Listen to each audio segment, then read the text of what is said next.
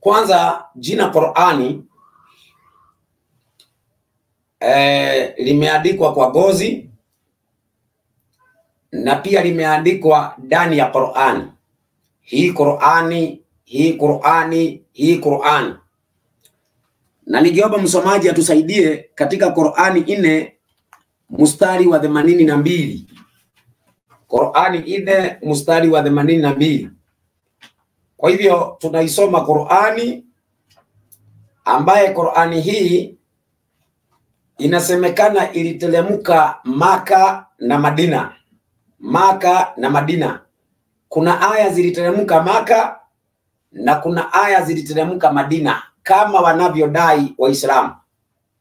Lakini leo tutakuja tujue ni nani aliyekuwa mhusika na ni akina nani walioandika Qur'ani. Hii Qur'ani inahusiana na Mungu aliyeumba mbingu na nchi, ama hii Qur'ani ni kitabu ambacho kimetengenezwa? Ama hii Qur'ani ni kitabu ambacho kimetengenezwa? Hebu soma hii Qur'ani. Inasemaje? Inasema hivi. Ndio. Hawazingatii nini hii Qur'ani? Na kama ingekuwa halikutoka kwa asiyekuwa Mwenyezi Mungu, bila shaka wangelikuta ndani yake ikhtilafu nyingi. Sasa hiyo ndio sasa umesoma. Kama ingetoka kwa asiyekuwa Mwenyezi Mungu, ingepatikana ndani yake kuna hitilafu nyingi. Kwa hivyo tukipata hitilafu ndani ya Qur'ani, basi tutajua imetoka kwa asiyekuwa Mwenyezi Mungu. Hivyo ndivyo imesema Qur'ani yenyewe. Kama tutapata ndani yake ya kwamba kuna hitilafu nyingi, basi tutajua ya kwamba haijatoka kwa Mwenyezi Mungu. Ninataka unisaidie Qur'ani. Tunaichambua Qur'ani. Qur'ani ndio tutaichambua leo. Baada ya kuichambua, tutaweza kuwapea Waislamu nafasi waulize maswali. Wale ambaye tuko nao tutawapea, wale ambao wanafuatilia tutawapea nafasi ya kuuliza maswali. Tumesema huu ni ukumbi wa vitabu, huu ni ukumbi wa hoja. Kwa hivyo kama kuna hoja uko naye, unaileta. Usilete majaziba, usilete makasiriko, bali ulete hoja. Hoja ndio itakaye kusaidia. Hii Musa anasema they will need to connect their mic.com before you can add them to the stream. Hivyo ndivyo inasema ya kwamba msanifu anahitaji a connect their mic.com. Connect mic.com msanifu. Naomba unisaidie Qur'ani 758.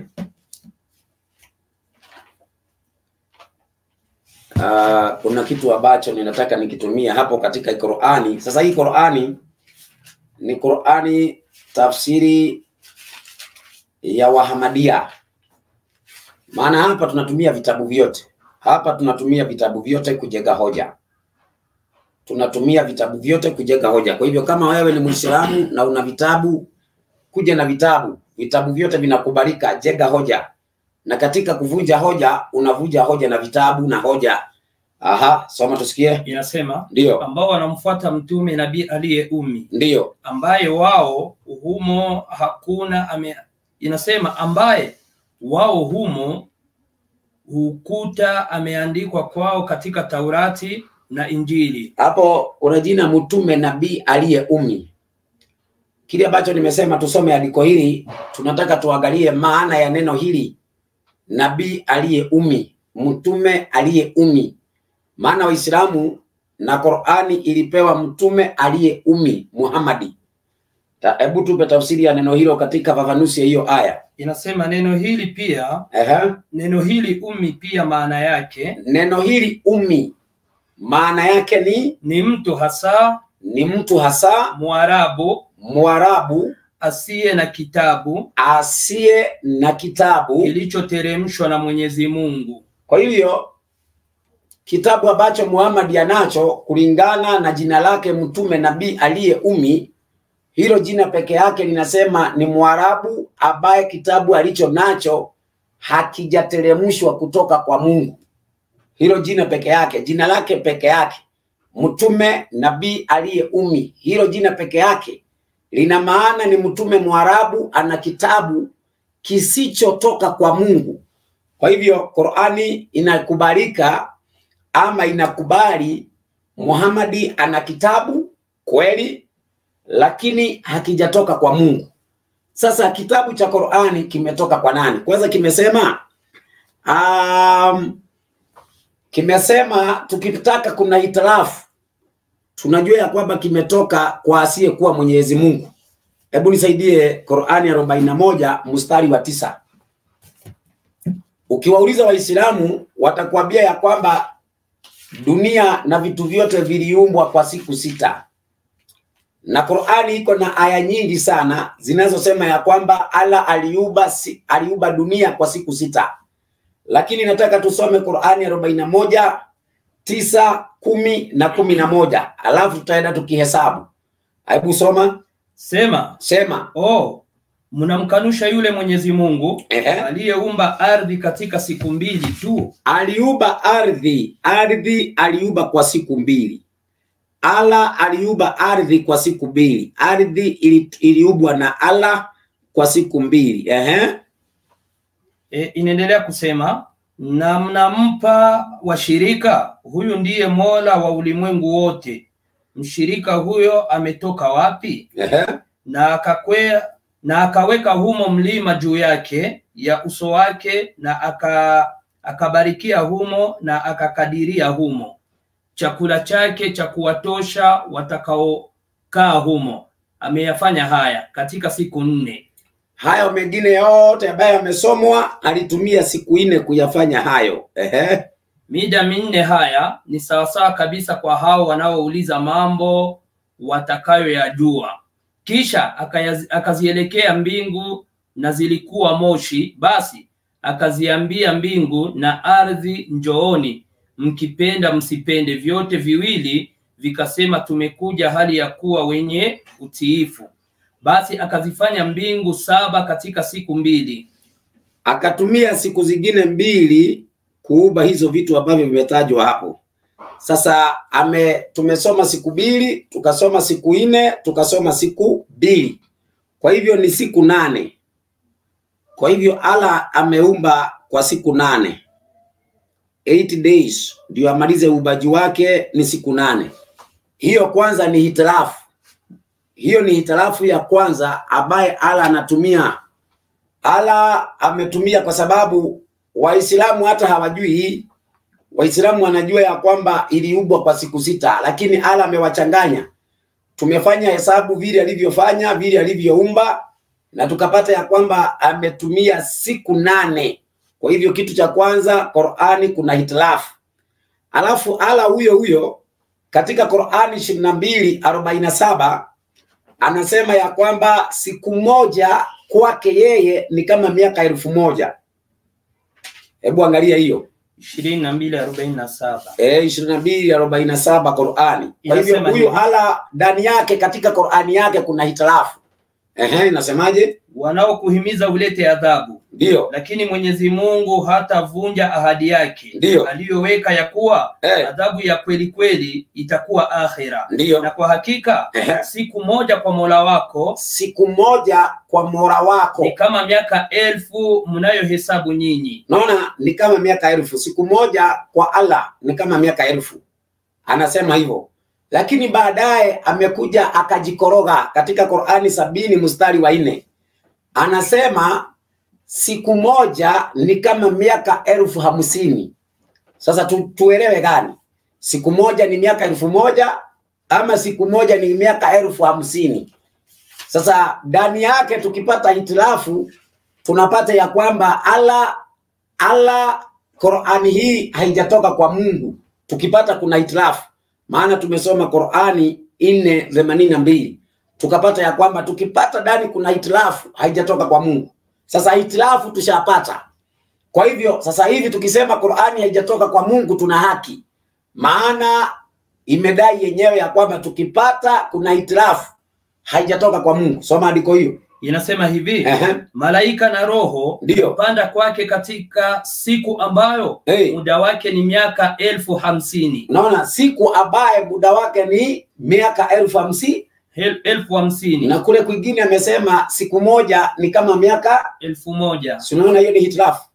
Hiyo ni hitilafu kwenye kitabu cha Allah. Kwenye Qur'ani kuna hitilafu.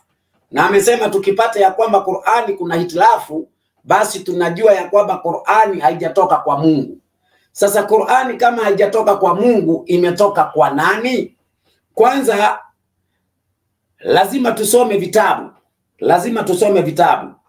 Vitabu ambavyo tutasoma. Kwanza, kitu cha kwanza, Qur'ani inajitetea yenyewe. Na vile ambavyo inavyojitetea, inataka kuonyesha ya kwamba vitabu vingine vyote haviko duniani. Qur'ani peke yake ndiyo imebaki duniani. Na hayo ndiyo madai ya Waislamu, ya kwamba Qur'ani peke yake ndiyo imebaki. Vitabu vingine vya Allah havipo. Vilitiwa mikono, viliharibiwa kulingana na Waislamu. Lakini hili huwa nalisema kila siku, ya kwamba ni uongo, na kile kimafanya watumie uongo huu ni ili waendelee kutumia Qur'ani kudanganya ulimwengu. Maana kukiwa Qur'ani peke yake, hakuna kitabu kingine kinaonyesha uongo wa Qur'ani. Kwa hivyo itabidi tuamini Qur'ani, kwa sababu hakuna kitabu kingine kinaweza kuonyesha Qur'ani ni uongo. Lakini tunapokuwa na Taurati, tunapokuwa na Zaburi, tunapokuwa na Injili ya Yesu, tunapokuwa na vitabu vya nyaraka alivyopewa Mtume Paulo na akina Petro na akina Yohana mwanafunzi wa Yesu, tukiwa na vitabu hivi vitaweza kutuelezea ni nini kinafanya tukatae Qur'ani. Maana Qur'ani ilipokuja, imekuja kusema vitu ambavyo Biblia haijawahi sema. Kwa mfano, leo Qur'ani inafundisha Mungu hana nabii mwanamke. Na Waislamu leo wanaamini hivyo. Waislamu wanaamini hakuna nabii mwanamke. Lakini tukisoma katika kitabu cha Waamuzi 4:4, Waamuzi 4:4 tunasema Debora nabii mke. Na 15:20 Kutoka. 15:20 kitabu cha Kutoka tunapata pale kuna Miriamu nabii mke. Katika Waamuzi 4:4 tuna Debora nabii mke. Lakini Qur'ani inasema manabii wote ni wanaume. 124,000 ni wanaume tu. Sasa wewe unaona kama Qur'ani ingekuwa ni peke yake, tungejua kulikuwa na Miriamu nabii mke, kulikuwa na Debora nabii mke. Lakini leo ukiwatolea Waislamu andiko hilo ya kwamba kulikuwa na Miriamu nabii mke, kulikuwa na Debora nabii mke, wanakwambia hapana, imefurugwa, imetiwa mikono. Kwa nini? Wamedanganywa hivyo ili Qur'ani iendelee kueneza uongo wake. Qur'ani inapoendelea kueneza uongo na kudai vitabu vingine hakuna, lakini wale ambao wanashawishiwa na Qur'ani, hao ndio wanaweza wakapotea. Lakini kama kuna watu wanaendelea kutumia akili zao ya kwamba Mungu hawezi kuachilia vitabu vyake vikaharibiwa na watu, maana Mungu ni muweza wote na Mungu ana uwezo wa kuzilinda vitabu vyake, haziwezi zikaharibiwa. Na ndio Biblia inasema hivyo. Ukisoma kitabu cha Mhubiri 14, Mhubiri 12 mstari wa 14 inasema neno la Mungu limehakikishwa, haliwezekani mtu kupunguza kitu, haliwezekani. Kwa hivyo Biblia inaposema namna hiyo ya kwamba vitabu vya Mungu haviwezi haribiwa, na kama kuna watu wataharibu tutawajua, kwa sababu Biblia itaendelea kusimama mpaka siku ya mwisho. Neno la Mungu litasimama mpaka siku ya mwisho. Kwa hivyo hii Qur'ani hii ndio inayodai ya kwamba vitabu vingine vya Mungu viliharibiwa. Ninataka unichukulie kitabu kiko hapa hiki. Kuna mahali ambapo nataka tukisome. Hii inaitwa Asili ya Uongofu, chapa ya 4. Katika hii chapa ya 4 hapa ndipo tutaweza kuona ya kwamba kuna uongo unaenezwa na Waislamu wa siku hizi. Waislamu wa siku hizi, tunasoma ukurasa wa 186 na ukurasa wa 187. Naomba uisome tu vizuri kwa taratibu. Msikilizaji, sikiliza kwa makini. Hii inazungumzia sababu nusuru, sababu ya kushuka aya fulani ndani ya Qur'ani. Aya ambayo inasema haya yaliyo ndani ya Qur'ani yamo ndani ya vitabu vilivyotangulia, na ndivyo Waislamu wengi wanavyoamini. Ati Zaburi iko ndani ya Qur'an, Injili iko ndani ya Qur'an, Torati iko ndani ya Qur'an. Huo ni uongo. Ndio huwa nawaambia Waislamu, tunapoangalia kitabu cha Zaburi kiko na vitabu 150 na Qur'ani iko na vitabu 114. Sasa Qur'ani Zaburi peke yake haitoshei kwenye Qur'ani. Sasa inakuwaje tena Qur'ani itoshee vitabu vitatu?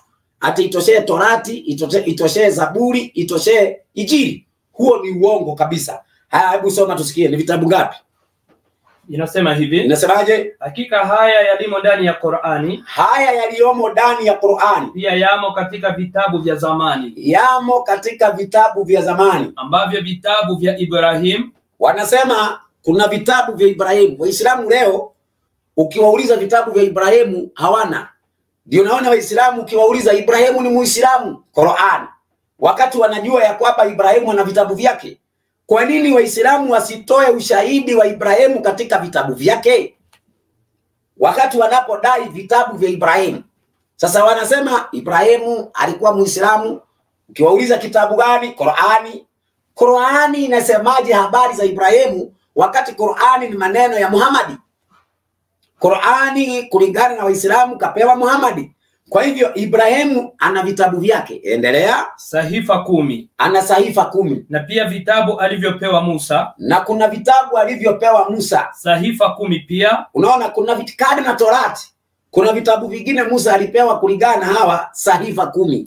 Pia na Taurati. Na pia na Torati. Na pia sahifa 50. Na kuna sahifa 50 kwa nabii Shedhi. Kwa nabii Shedhi mtoto wa Nuhu na sahifa na mtoto wa Adam wa Shedhi mtoto wa Adam inasema hivi. Na sahifa 30. Na sahifa 30 kwa nabii Idrisa. Kwa nabii Idrisa. Na Zaburi ndio kwa nabii Daudi. Na Injili kwa nabii Isa. Ndio. Na hii Qur'ani kwa nabii Muhammadi. Unaona vitabu vimetajwa, ni vingapi vyote? Vitabu 50. Vitabu 104. Vitabu 104. Vitabu 104. Vitabu 104. Vitabu 104 Waislamu wanaamini zilipewa mitume. Lakini sasa hivi Waislamu wanadai ya kwamba kitabu ambacho kimebaki duniani ni kitabu kimoja. Vitabu 103 zimeharibiwa, hakuna duniani. Allah ameachilia vitabu vyake 103 books. Huyo Allah anasema atarida 1 book. Ni nani ambaye ako na akili zake timamu anaweza kubali hiyo? Ni nani aliye na akili zake timamu anaweza kudai ama kukubaliana na Waislamu ya kwamba vitabu 103 zimeharibiwa lakini kitabu kimoja hakiharibiwi? Ndio nikasema huo ni uongo. Huo ni uongo wa kudai vitabu vingine viliharibiwa. Huo ni uongo. Sasa naomba unisomee namna ambavyo Muhammad anavyosema. Hapa kuna hadithi fulani inaitwa inaitwa Riyadhu Sahilin. Riyadhu Sahilin Riyadhu Sahilin, ambaye kuna hadithi fulani hapa ya 1000. Hadithi ya 1000 ambaye Muhammad anasema hivi, 1009 ukurasa wa 629. Anasemaje Muhammad? Abu Sa'id Rafi ibn al-Mawla radiyallahu anhu amesema Mtume sallallahu alaihi wasallam aliniambia. Je, Mtume Muhammad alimwambia huyu jamaa, je, nikufundishe sura iliyo tukufu mno katika Qur'ani? Nikufundishe sura iliyo kuu mno katika Qur'ani? Kabla hujatoka msikitini, ndio akanishika mkono tulipotaka kutoka. Ndio. Nikamwambia, ya Rasulullah, uliniambia nitakufundisha sura iliyo tukufu mno katika Qur'ani. Safi. Akasema, ndio, alhamdulillahi rabbil alamin. Ndio aya 7 zenye kukaririwa ndio aya 7 zenye kukaririwa, na ndiyo Qur'ani tukufu niliyopewa. Unaona Qur'ani inaitwa kisomo chenye kukaririwa. Kumbe Qur'ani yenye kukaririwa ni aya 7. Na hiyo ndio Qur'ani ambaye Muhammad aliyopewa. Onyesha kitabu hicho. Ni kitabu kikubwa, sio kitabu kidogo hichi. Hiki ni kitabu kikubwa ambacho kinakubalika katika Uislamu. Sasa hiki kitabu kinasema Muhammad anasema Qur'ani yake iko na aya 7. Iko na aya 7 na ndio Qur'ani aliyopewa, na hizo aya 7 ndio Qur'ani yenye kukaririwa. Kwa hivyo tunaposema Qur'ani ni kisomo chenye kukaririwa, basi unajua ni aya 7 kulingana na hadithi sahihi ya Muhammad. Hadithi sahihi ya Muhammad inasema Qur'ani ya Muhammad iko na aya 7. Sasa swali ambaye tunauliza, hii Qur'ani ambaye iko na sura 114 ni ya nani? Kwa sababu Muhammad anasema yake iko na aya 7. Lakini leo tuko na yenye iko na sura 114. Tumetoa ushahidi hapa katika hadithi sahihi. Qur'ani ya Muhammad iko na aya 7. Tunaomba Muhammad mwenyewe, kama Waislamu wanakataana na hiyo hadithi, watupe mahali Muhammad anasema Qur'ani yake iko na sura 114. Kwa hivyo ina maana hii Qur'ani hii ambaye iko na sura 114 Muhammad haijui. Muhammad hana habari nayo. Kwa hivyo hii ni Qur'ani ya kutungwa na watu ambao wameitunga. Ndani yake wakasema Yesu si mwana wa Mungu. Ndani yake wakasema Yesu hakufa msalabani. Ndani yake wakasema hakuna manabii wanawake. Ndani yake wakasema mambo mengine ambaye hayaendani sawasawa na Biblia. Lakini Muhammad alikuwa na aya 7 ambaye ni suratul Fatiha nafikiri. Na hiyo ndio Waislamu wanakariri mpaka wa leo. Waislamu wanakariri hiyo mpaka wa leo. Unapoenda kusali wanasoma Fatiha. Kwa hivyo zile aya 7 ndio Qur'ani ambayo Muhammad aliyopewa. Na unajua Paulo, kuna mambo mengine tunadhani tunaongea kama tunaongea tu. Lakini Waislamu wanahitajika wachukulie haya maneno vizuri. Kwa sababu hatuwezi kusoma hadithi kama hii na hakuna kitu ambacho tumeongeza alafu upate Muislamu anakataa. Na Qur'ani ya Muhammad wanasema ni kisomo. Kwanza jina Qur'ani peke yake ni kisomo chenye kukaririwa. Kwa hivyo Qur'ani inatakikana kukaririwa. Na ndio nasoma katika Qur'ani, nafikiri ni 6 mstari wa 7. Inasema Qur'ani ya Muhammad haikuwa ndani ya makaratasi. Qur'ani ya Muhammad ilikuwa ndani ya mioyo ya watu. Unaona, soma hiyo 6:7. 6:7 kitabu ni cha Qur'ani. Unaona Muhammad anasema Qur'ani yake ilikuwa na aya 7. Lakini Qur'ani ambayo tuko nayo sasa hivi iliyoandikwa baada ya Muhammad kufa, nitakuonyesha ni akina nani waliandika. Haikutoka kwa Mungu na Mungu hajahusika. Hii Qur'ani yenye Waislamu wanaisoma sasa hivi haikutoka kwa Mungu. Haikutoka kwa Mungu. Hii Qur'ani ambayo Waislamu wanatumia sasa hivi haikutoka kwa Mungu. Hata hiyo ya Muhammad iko na aya 7, hata nayo haikutoka kwa Mungu. Hebu soma hiyo. Inasema hivi. Ndio. Na lau tungeliteremshia maandishi katika karatasi, Qur'ani ya Muhammad kama ingeteremshwa katika karatasi kama walivyotaka, na wakayagusa maandishi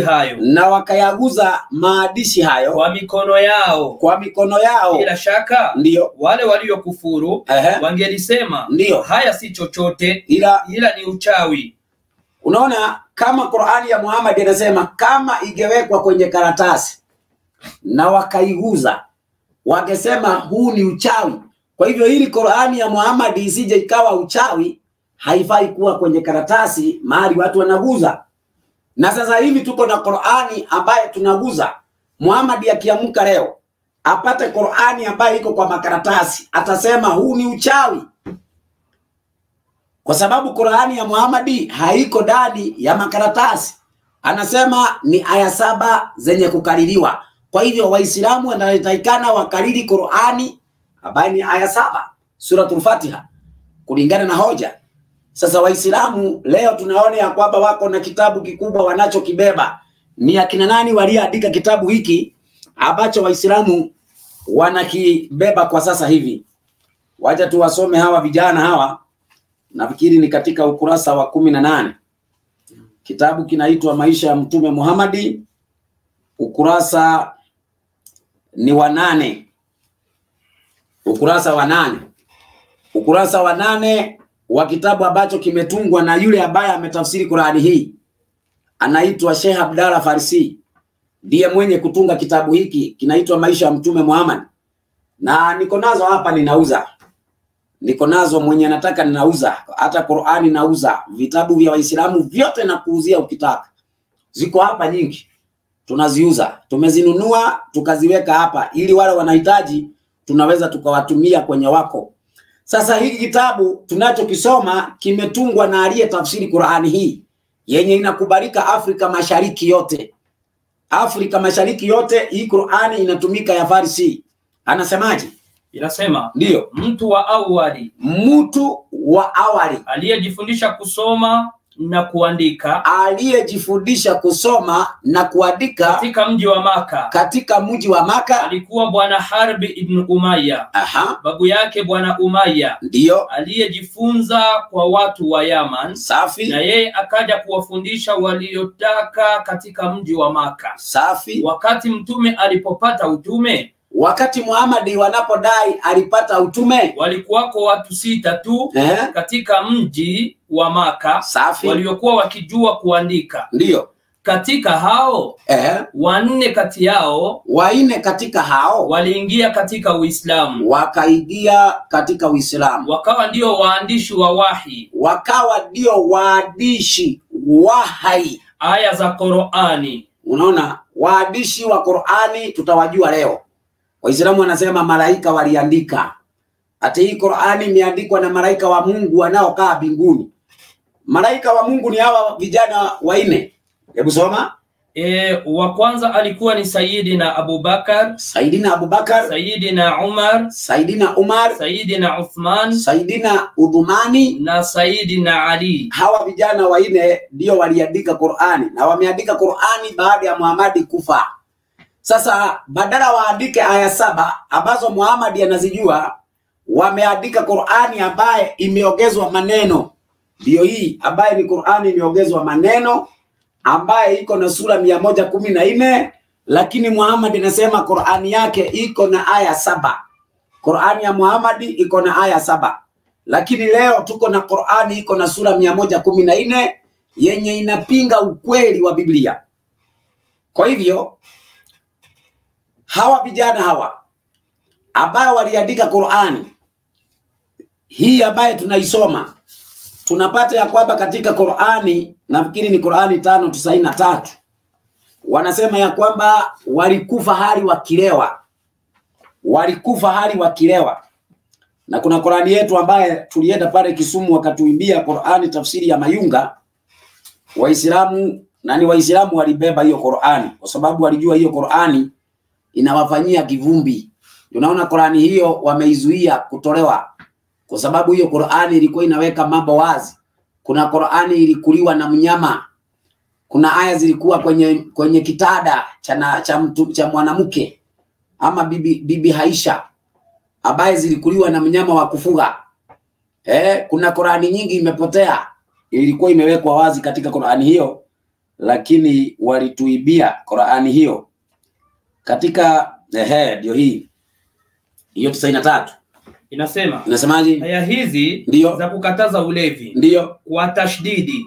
Hizi zimeteremka mwaka wa 6 wa al-Hijra, baada ya kuwa maswahaba wengi wamekufa na hali ya kuwa wakilewa. Naona hawa maswahaba ni hawa ambao waliandika Qur'an. Maswahaba wa Muhammad wamekufa hali wakilewa, kwa hivyo walikuwa wanalewa. Sasa inakuwaje watu ambao wameandika maneno ya Mungu wawe ni walevi? Kwa hivyo Qur'ani imeandikwa na walevi, na Qur'ani ya Muhammad iko na aya 7, na hii ambayo inatumika na Waislamu leo Muhammad haijui, na Qur'ani ya Muhammad haiko ndani ya karatasi, na kama ingeingia katika karatasi ingekuwa ni uchawi. Kwa hivyo hii Qur'ani ambayo tuko nayo leo iliyo ndani ya karatasi basi ni uchawi kulingana na Muhammad. Na ndio naona leo inatumika kusomewa, watu wanaharibika akili. Qur'ani inatumika, mtu anasomewa aya ya Qur'ani, suratul Yasin. Watu wanasomewa sura kabisa ndani ya Qur'ani wanakuwa wazimu. Nafikiri imetimiza ya kwamba Qur'ani ikiwa ndani ya karatasi inakuwa uchawi kabisa. Maana huwezi kusomea mtu Biblia akawa wazimu. Lakini kwa nini Qur'ani mtu anasomewa akawa wazimu? Nafikiri pengine uko na jambo la kusema Paulo.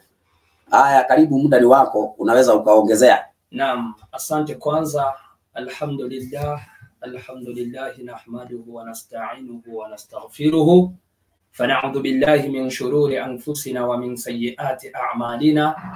Tunamshukuru Mungu ambaye ametujalia wakati huu wa alasri tuwe katika studio na tukiwa tunachunguza, je, hivi Qur'ani ni kitabu cha Mungu? Na mwalimu amejieleza kwa urefu, lakini mimi ninayo mashaka katika Qur'ani. Jambo la kwanza, Allah mwenyewe katika hesabu ya uumbaji wake amejipinga. Na katika hii kujipinga, na nikawa na mashaka katika uteremsho wa Qur'ani. Maana Waislamu wanaamini ya kwamba Qur'ani ilipoteremka iliteremka mara moja kutoka katika ubao unaoitwa Lauhul Mahfudh mpaka mbingu ya kwanza. Hao ni Waislamu aina ya kwanza. Waislamu aina ya pili wanaamini ya kwamba Qur'ani iliteremka katika Lauhul Mahfudh mpaka kwenye kifua cha Muhammad. Hawa ni Waislamu aina ya pili. Sasa swali langu kwa Waislamu, je, hii Qur'ani iliyoandikwa ni hiyo iliyoteremka kutoka katika Lauhul Mahfudh mpaka mbingu ya kwanza, ama ni hiyo Qur'ani iliyoteremka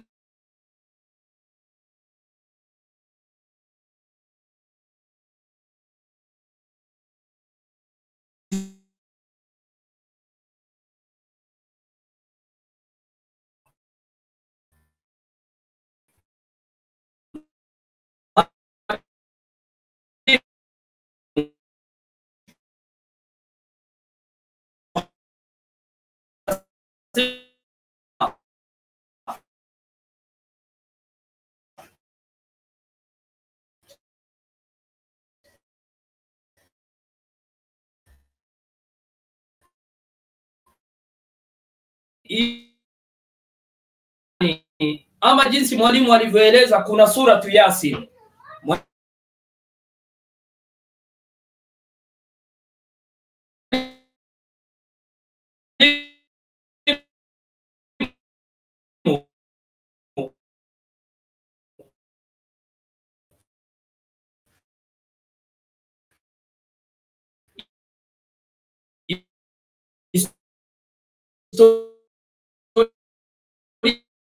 Sawa, kuna shida.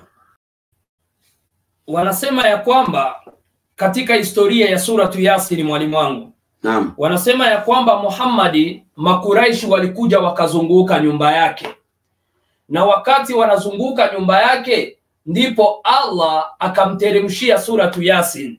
Katika hiyo suratu Yasin kuna aya fulani ambao wanazirudia wanapokuwa wanasoma hiyo kisomo, na hizo aya zinasema salamu qawla min rabbir rahim, salamu qawla min rabbir rahim. Eti Muhammad alisoma hii aya mara 7, akachukua mchanga akarushia hawa Makuraish wote, wakasinzia wakawa vipofu, na Muhammad akapita kati yao. Mimi nina mashaka na hii sura, maana ndio maana hii sura ukienda kwa kila hii sura wanasema kila kitu kina roho, na roho ya Qur'ani ni suratu Yasin. Na pia unaposomewa hii sura akili inakuwa ni yenye kuharibika. Na Waislamu maana siku nyingi wanaficha, na kuna tu sura nyingi katika Qur'ani. Kuna aya inayoitwa Ayatul Kursi. Hii Ayatul Kursi ni aya ambao Muislamu anakariri ama anaisoma, na anaposoma hii aya wanakuambia ni miongoni mwa aya tukufu. na unapoisoma shetani haezi kukaribia kwa siku 7. Sasa najiuliza, je, mulikuwa na uhakika gani ya kwamba unaposoma haya maneno shetani haezi kukaribia? Hatujui kuwa ni shetani wa kibinadamu ama ni shetani wa kijini ndiye ambaye hawezi kukaribia. Na Qur'ani ina siri nyingi ambao Muislamu ambaye hana elimu anaposikia ufafanuzi ama uchambuzi kuhusu Qur'ani inapochambuliwa anafikiri ya kwamba kuna chuki fulani ambao Wakristo wako nao kuhusu Uislamu. Lakini nitatoa mfano katika suratul Baqara, hiyo aya ya 102. Maana ikiwa Allah ndiye muumbaji wa kila kitu, na mimi ninapoangalia katika Biblia, Mungu hakuumba mtu awe mchawi, lakini Mungu kila kiumbe chake alichokiumba alisema ni kizuri. Lakini katika historia ya Qur'ani, hii suratul Baqara, Allah anaposema aliteremsha uchawi kwa malaika wawili. Sasa swali, je, hawa wachawi ambao leo ni wachawi, Allah ataenda awaadhibu kwa uchawi ama Allah atawasamehe? Maana ni yeye ndiye aliteremsha hii uchawi, na sijui kuwa atawaadhibu kwa yale ambao walioishika. Maana kila ambacho Allah alituumbia ama Mungu alituumbia ni kizuri kwetu sisi na watoto wetu. Je, na hii uchawi Waislamu mtuweke wazi? Maana Waislamu watakuja wanajificha eti wale malaika walikuwa wanaambia watu uchawi ni fitina kwetu. Na ni kwa nini Allah aruhusu uchawi uteremke, na hadi kama ni fitina na hadi leo iwe kwenye kitabu chake, na ni miongoni mwa aya ambazo Waislamu wanahifadhi na kujifunza na kufundisha wengine? Hauoni ya kwamba mwalimu, Qur'ani 90% maneno yake ina mashaka? Na tukiangalia kiuzuri kiundani, maana Muhammad amejitoa anasema aya zake ni 7 ambazo yeye amepewa. Inawezekana wachawi ndio waliingilia baadaye. Ya mwalimu, hapa kuna ukweli mkubwa sana. Maana tunaposoma Qur'ani, kuangalia vizuri aya za Qur'ani, kuna maneno mengi sana ambao kwa Qur'ani ni fumbo kwa Waislamu. Na Allah anasema hichi katika Qur'ani 2:2, hichi ni kitabu kisichokuwa na shaka. Anasema dhalika alkitabu la raiba fi. Lakini tunapoangalia hichi ama hiyo Qur'ani ya Kiarabu, katika lugha ya Kiarabu na Kiswahili ni vitu viwili tofauti. Maana kwa Kiarabu mwalimu, kuna kitu ambao ikisema hadha ni kitu ambacho kiko karibu, ikisema dhalika ni kitu ambacho kiko mbali. Sasa Qur'ani nasema dhalika alkitabu, kwa hiyo hatuwezi sema ni hii Qur'ani. Kuna kitabu kingine ambacho hakina shaka, kiko mbali, ambacho Muhammad anaashiria. Lakini hii Qur'ani ina mashaka mengi. Mfano, kwa Qur'ani kuna herufi ambazo hazina maana. Kuna alif lam mim. Ukiuliza Muislamu yoyote anakuambia herufi hizi hatujui tafsiri yake. Kuna Yasin, Muislamu hajui maana yake. Kuna kafu haya ain swad, Muislamu hajui maana yake. Kuna alif lam ra, Muislamu hajui maana yake. Kwa hiyo kuna swad, kuna nun. Sasa kama hichi ni kitabu kisichokuwa na shaka, mbona Mungu ambaye ameteremsha Qur'ani, mbona yengine maneno Mungu ayafunge yasieleweki mwalimu? Ni hatari sana. Ni hatari sana. Alafu kuna vitu zingine Bwana Paulo, mimi nashindwa. Kwa mfano katika kitabu cha Qur'ani 33, kitabu cha Qur'ani sura ya 33 mstari wa 50, ndio inazungumzia kuhusu habari za nyumba ya Muhammadi na wale wanakuja kwake. Ndio. Na ukiangalia kuhusu sababu ni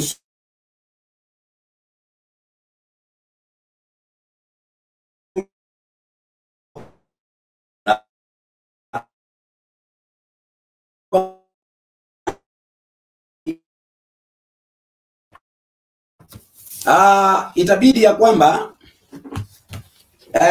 ya kwamba tuweze kujua ya kwamba katika hiyo sura ya 33 mstari wa 50, Muhammadi hakutaka kwake watu waingie, na ina maana ya kwamba alikuwa na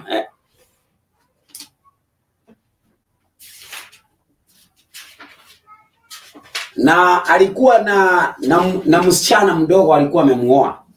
Kwa hivyo alishuku ya kwamba wale maswahaba wanaweza wakanyakua mkewe, maana alikuwa mdogo.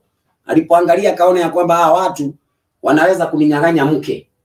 Yeye akasema, hebu soma tusikie vile anasema. Inasema, ndio, ewe nabii, tumekuhalalishia wake zako uliowapa mahari yao, ndio, na walio wamiliki kwa mikono wako, ndio, wakulia katika aliyokupa Mwenyezi Mungu, na mabinti ya ami zako.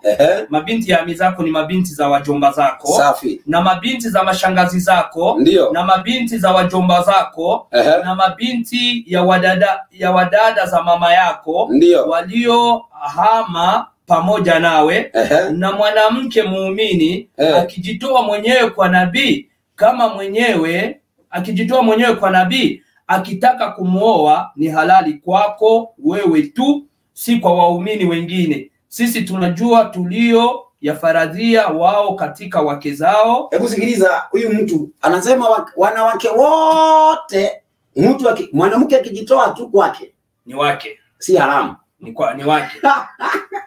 Mwalimu, na hapa hii imetoka kwa Mungu. Na hapa kuna mashaka, maana katika Qur'ani tukiangalia aya zingine hakuna aya ambayo iliteremka kabla tukio halijatendeka. Hakuna aya ambayo Muhammad alikuja akazungumzia kabla tukio halijatendeka, lakini tunapata aya zinateremka baada ya tukio kutendeka. Kama hii hapa katika suratul Ahzab, ukifuatilia sababu nuzuli ya hii sura yote, Muhammad alikuwa na kijana wake ambaye alikuwa anaitwa Zaidi. Huyu Zaidi Muhammad alikuwa anaishi na yeye, na huyu Zaidi alipooa Muhammad akamchukua mke wake. Muhammad alipomchukua mke wake, maana katika hii sura ndio kuna hiyo aya ambayo inasema Muhammad si baba wa yoyote katika ninyi. Mbona hii aya isingeteremka kabla Muhammad hajachukua mke wa huyu kijana? Yaani Muhammad alichukua mke wa kijana wake. Alafu akasema aya imekuja inasema Muhammad si baba wa yoyote, na amezaa watoto. Sasa hawa watoto aliyezaa wataita nani baba? Hapo ndio kuna mshangao mkubwa. Maana tunapata ya kwamba kuna mambo mengi ambayo Muhammad alikuwa amefanya, na mengi akajihalalishia kwamba yeye anaweza oa mtoto wa mama yake mdogo, mtoto wa mama yake mkubwa, mtoto wa mjomba wake kwa baba na mama. Hii ni kwake tu, lakini wengine wasifanye nini? Wasioe. Kwa hiyo mambo mengi katika Qur'ani yana mashaka. Tukiangalia katika uteremsho wa Qur'ani, tukiangalia kwa yule ambaye alikuwa ameyatoa, pia utagundua ya kwamba Qur'ani si kitabu ambacho kinastahili kuaminiwa. Maana jambo la kwanza, kwa Qur'ani hakuna ufunuo. Hakuna ufunuo ambao tunaweza sema hakuna unabii. Mungu alipeana unabii huu ukatimika. Lakini tunapata Qur'ani imekopi. Ndio maana wapate historia Mariamu akachukua mimba, imekopi. Sasa kuna jambo ambalo kabla tujaweza kumalizia mada yetu ningetaka tuweze kulisungumza pamoja na wasikilizaji wa Kristo na Waislamu pia wakisikiliza, kwa sababu si siri ya kwamba katika Afrika Mashariki tumepata changamoto ya Wakristo kujiunga na Uislamu, kwa sababu Waislamu wanatumia njia za ujanja sana kuwa challenge wa Kristo. Kwa mfano, Waislamu wanatumia ya kwamba Yesu ni Muislamu, na wanasema ya kwamba Yesu aliingia sinagogi ni msikiti, na kuna hoja zingine dhaifu ambazo zinawasababisha watu wengine kusilimu, na wengine kudhani ya kwamba kule kwa Uislamu kuna usaidizi fulani wa kifedha, ama wakienda kwa Uislamu watapewa kazi na mambo kadhalika. Na kwa sababu kuna watu wengi ambao wameingia katika Uislamu bila kujua, tunaweza kutumia njia gani kuwanyakua hawa watu kabla dunia hii haijafika mwisho, au mlango wa rehema haujafungwa, wasije wakafungiwa nje. Kwa hivyo ina maana ya kwamba tunahitajika kuchukua muda, na hakuna muda wa kupoteza, ili tuweze kunyakua wale ambao inawezekana wengine hawatatoka, ama inawezekana wengine ambao ni Waislamu wa kuzaliwa ndani watatuona kana kwamba tunatukana tu. Lakini kuna baadhi ya watu ambao wametolewa kwenye imani ya kweli, wakajiunga katika Uislamu. Kwa hivyo wale tunaweza kuwanyakua haraka iwezekanavyo, na inawezekana. Lakini tukiangalia kama hapa Kenya ni kama tumemaliza kazi. Maana kila mahali tunapoenda unapata ya kwamba hata Waislamu hawakaribii. Yaani wametufuata mpaka sasa hivi hawataki kutukaribia. Sasa kuna nchi kama vile Tanzania, kuna nchi kama vile Kongo, kuna zile nchi ambazo zinatumika Kiswahili ambazo tunaweza kuingia. Ina maana ya kwamba tunaweza kutumia muda huu tuweze kuokoa jahazi katika nchi kama hizi, alafu tuweze kuwatrain watu wengi sana, ama vijana tuweze kuwatrain ambao wataweza kufanya kazi hii ili kazi iende kwa haraka. Sijui unasemaje ninapotafuta video ziko hapa.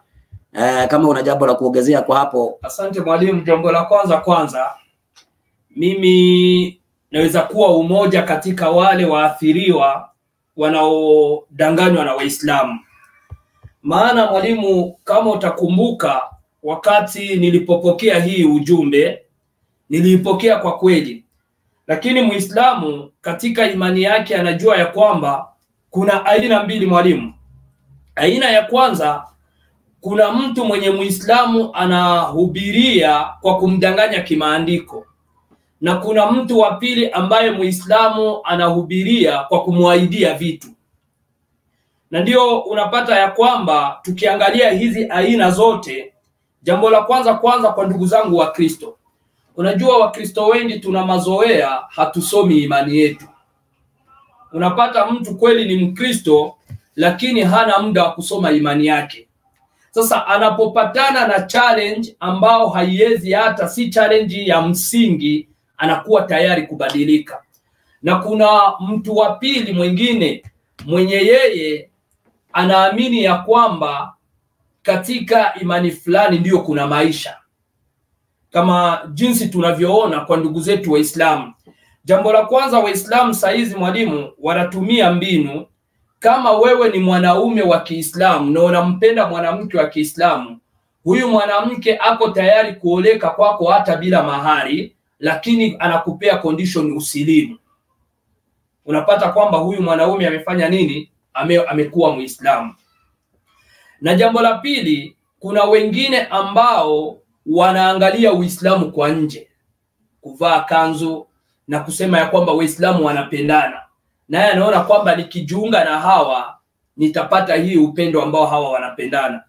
Lakini tukiangalia mwalimu, ukweli wa mambo ya kwamba hata mtu akudanganye na akuingize kwa imani yake kwa uongo hajakusaidia. Ndio nasema ya kwamba kama hawa watu wamedanganyika namna hii, tunataka tutumie njia gani ya kuweza kuwasaidia. Kudanganyika tushajua ya kwamba wamedanganyika, tushaona vile ambavyo Waislamu wanawadanganya. Kwa mfano hapa ni mahali Kongo, sijui kama unapajua. Kuna Hamisi kukuuliza habari ya Kongo na niambie jinsi kukuuliza. Hapa huyu nafikiri huyu ni mwalimu wa Kiislamu ambaye anaitwa Upanga wa Radi. Huyu Upanga wa Radi anafanya mkutano sehemu fulani ambaye ni karibu na bahari.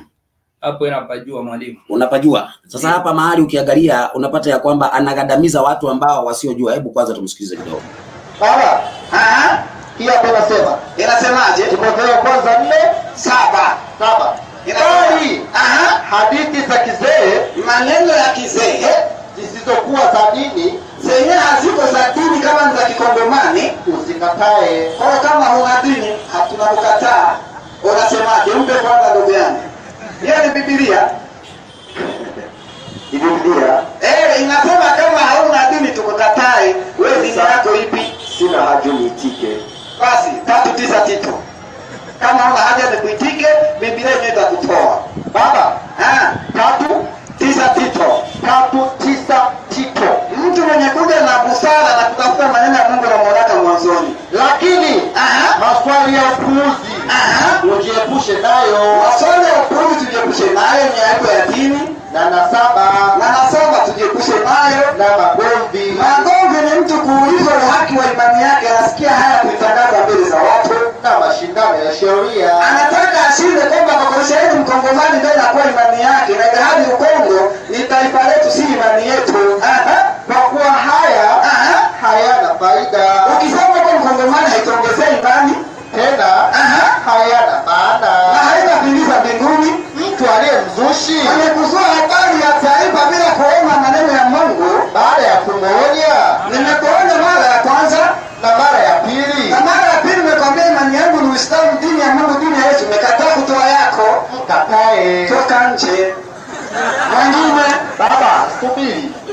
Bible. Ni Biblia hiyo ndugu yangu. Ni Biblia hii. Tunaomba mengine. Tayari. Taratibu tu. Nilikuwa nataka tuangalie namna ambavyo watu wamejaa. Ina maana ya kwamba mahali kama hapa Wakristo hawajaweza kufanya mkutano. Wale ambao wameweza kufanya mkutano mahali hapo ni Waislamu.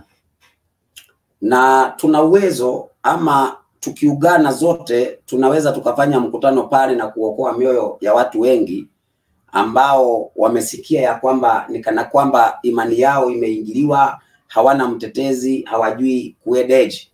Kwa mfano huyu Upaga wa Radi sidhani ya kwamba ana hoja ambazo ni za msingi. Kwa hivyo tunaweza kuenda Kongo na tukafanya mikutano sehemu kama hizi. Sijui kama inawezekana.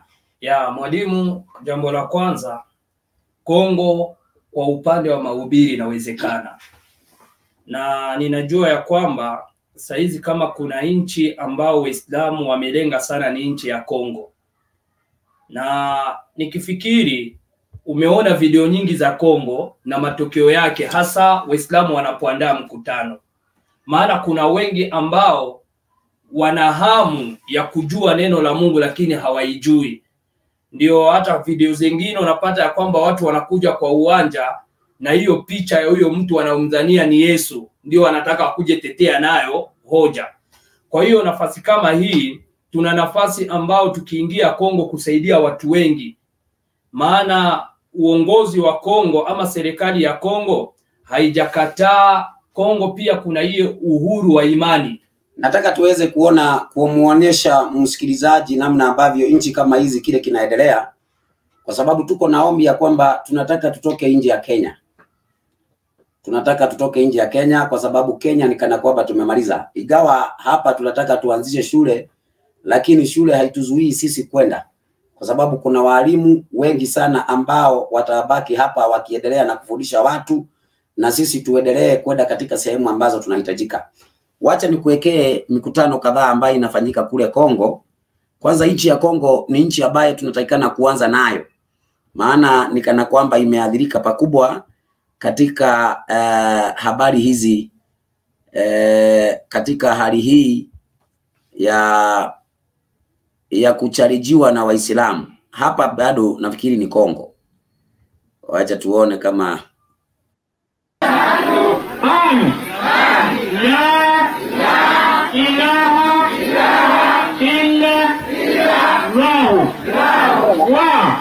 Ingawa nafikiri ya kwamba si makosa Waislamu kuitwa mahali fulani na wakatoa shahada mara 2 mara 3. Kwa hivyo ina maana ya kwamba Waislamu wanaweza shida wakisema la ilaha illa Allah ashhadu.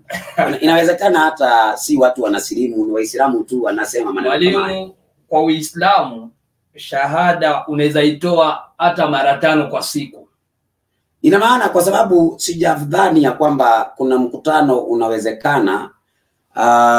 Naona ya kwamba sijadhani ya kwamba kuna mkutano saburi kama hii ambayo watu wanaweza kusilimu kiasi kama hiki. Huu ni uongo. Huu ni uongo, lakini ni Waislamu ambao wanatamka shahada. Mwalimu, unajua katika historia ya nchi ya Kongo, Kongo ni nchi ambayo imeathirika kwa vitu viwili. Kitu ya kwanza Kongo kuna vita.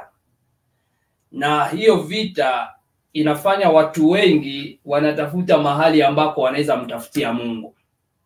Na njia ya pili, walimu wa Kiislamu ni watu ambao tunajua. Wanaweza chukua wale Waislamu wapya ambao wamesilimu, wanawakusanya pamoja, tena wanawatoesha shahada. Kwa mfano hebu tuangalie hii vizuri. Angalia hii. Anna Muhammadan Rasulullah. Sidhani ya kwamba hata kama Kongo wameadhirika hawawezi kuwa wameadhirika kiasi. Lakini ukisikia matamshi ya hawa watu mwalimu, si matamshi ya watu ambao hawajui Uislamu. Maana yenye kutoa shahada, ukisikia matamshi ya mtu ambaye hajawahi sikia shahada ikitolewa kwa Kiarabu, na venye hao watu wanatamka mwalimu ni tofauti sana. Lakini Waislamu ni waongo kwa ukweli. Kwa sababu hii kwa ukweli hata vile wanavyotamka ile shahada Unajua mtu ambaye hajawahi kutamka shahada hawezi kutamka namna hiyo. Kabisa Kwa hivyo hawa ni Waislamu ambao wanatamkishwa shahada ili wachukue video waonyeshe ya kwamba Wakristo wamesilimu. Kabisa. Kwa hivyo walimu wa Kiislamu wakati mwingine wanatumia ujaja na uongo. Lakini wacha tuweke mahali fulani ambao watu tunao wajua, walimu tunao wajua, na walienda kule walienda Kongo na wakaweza kufanya mkutano waliofanya na walimu na wachungaji, alafu tuone kile ambacho kiliadhiri ama ni nini kilichoendelea. Wacha nitafute video hiyo. Aha. Cha nitafute video hiyo.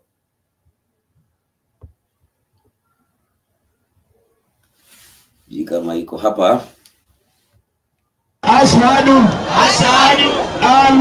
na si Muislamu, maana yake ashakuwa mmoja wetu, kwa sababu pastor amesema.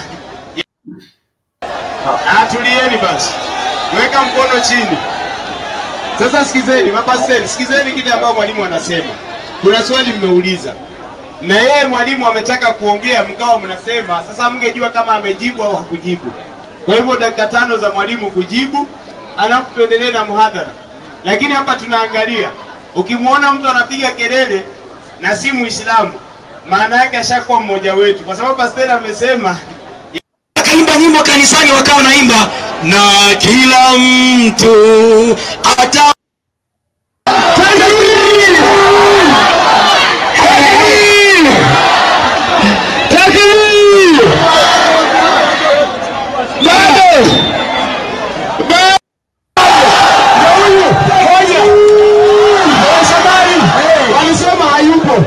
ndio huyu. Mwangalieni vizuri kidume hichi. Hapa naona ni kama ni mahali ambapo kulikuwa na wingi wa watu sana, ni mahali palifanyika mkutano mkubwa, lakini naona kana kwamba hawa ni watu ambao tunawajua, Shabani na ex-pastor tunawajua, ni watu ambao tumefanya na wao mikutano. Lakini sehemu hii naona ya kwamba tunaweza tukarudi katika sehemu hii na tukafanya, sijui kama hapo unaweza kujua. Kongo yote mwalimu, hii area mahali hapo mahali kwa kwanza tunapata ni katika mahali Bukavu, mahali kwenye mimi nimetoka, na hii sehemu ya pili pia ni katika hiyo Bukavu. Kwa hiyo Kongo kuna mahali ambako tukiingia nchi ya Kongo kuna mahali ambako kumeathiriwa sana, kama vile Goma, Bukavu na Lubumbashi. Ni mahali ambako Waislamu wameingia sana na kukorofisha watu. Lakini kwanza hii mahali natakikana tuende tusafishe hapo.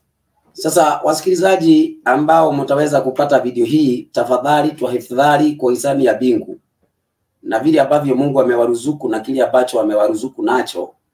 Tafadhali tunawaomba ya kwamba tunataka tuingie katika nchi ya Kongo, na tukienda Kongo hatuwezi kubeba mitambo. Tunahitajika tukienda Kongo tuende tununue mitambo Kongo, maana kusafirisha mitambo na kununua itakuwa ni kama sawa. Sasa ni vizuri tununue mitambo mpya ya Kongo, hata tutakapomaliza mishoni yetu ya Kongo, wale tutakuwa tumewatrain Kongo, tutawaachia hiyo mitambo waendelee bado kuendelea na mission. Kwa hivyo mimi naona ya kwamba ni vizuri watu wakubali kusupport ministry ya Biblia Nuru ya Dunia bila kuweka mipaka, kwa sababu wakati ambapo Wakristo tumeanza kukataa kusupport ministry hii, bado injili ya Mungu inadidimia. Angalia sehemu kama hizi tunahitajika kwenda, igawa inawezekana wiki ijayo tuweze kuwa Kongo.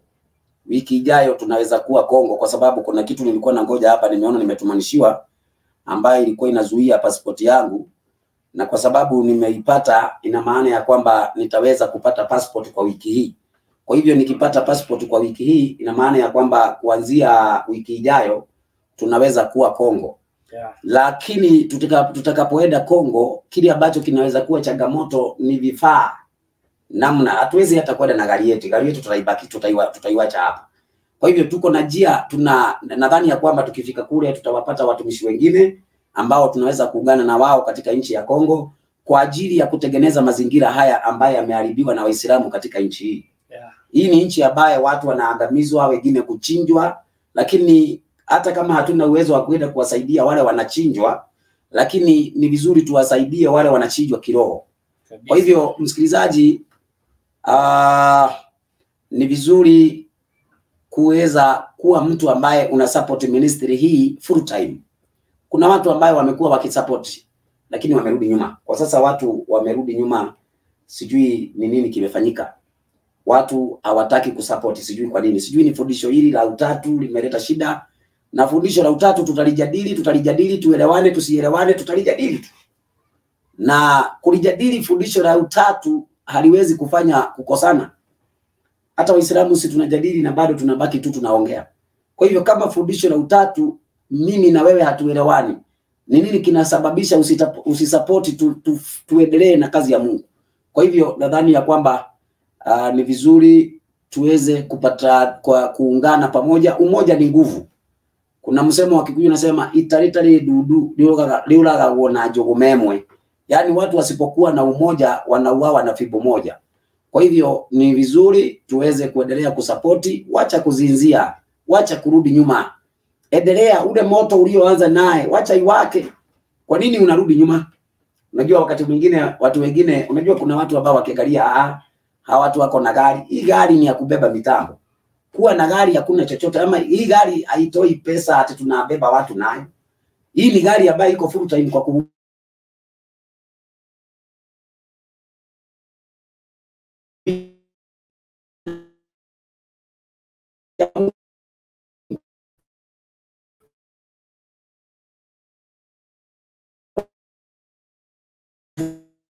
kuwa ni mtihani sana. Inakuwa ni mtihani sana.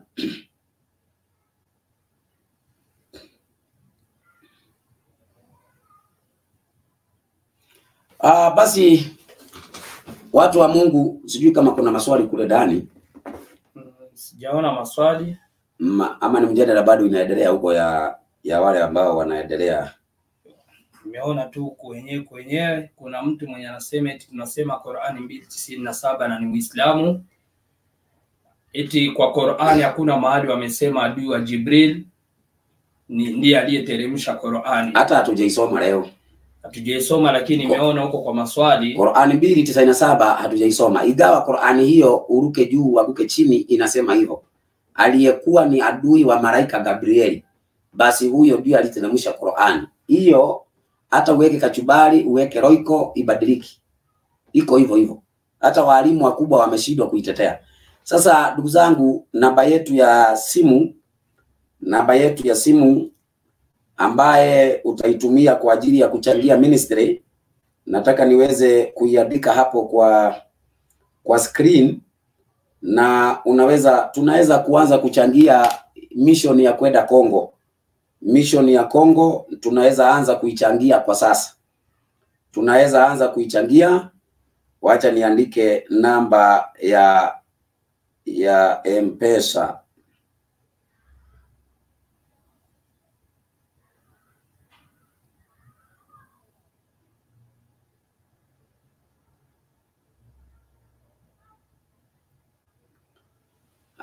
Wale ambao mungetaka kusapoti ministry, namba yetu ya kusapoti iko hapo, na hiyo namba ndio unaweza ukatumia MoneyGram, Western Union, M-Pesa.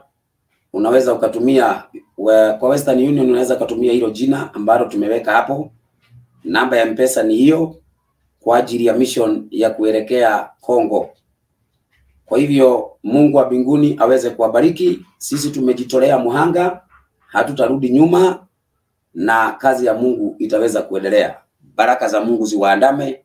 Shalom, shalom. Asante, tunawashukuru wote ambao walikuwa pamoja nasi katika studio zetu za Biblia Nuru ya Dunia. Mungu apate kuwabariki tunapoendelea kujitoa katika kazi ya Mungu. Kazi hii ni jukumu langu mimi na wewe, ili utakapofika mwisho wetu hapa duniani tupumzike hali ya kuwa tumefanya kazi ya Mungu, na tutakapoamka naamini ya kwamba taji zetu zitakuwa ni zenye kung'aa. Mungu apate kuwabariki na apate kuwazidishia na apate kuwafungulia njia ili muendelee kusapoti kazi yake. Asanteni sana. Watu, kile kitu ambacho tunatakikana kujua ni ya kwamba yale ambaye tunayaona yanaonyesha ya kwamba muda umeisha. Hatuna muda. Wewe msanifu unasema Dasha uongo, lakini unajaribu kuigia, nini yako haingii. Nimekuambia vile utakavyofanya, simu yako inakataa kuingia. Sasa usije ukatulaumu sisi. Sisi hakuna mtu ambaye tunakataa. Wewe ndio unajaribu kuingia lakini inashindikana. Nimekutumia link, unajaribu kuingia, inashindikana. Kwa hivyo usije ukasema hivyo. Sawa, mbarikiwe, muwe na wakati mwema. Bye bye. Mungu awabariki.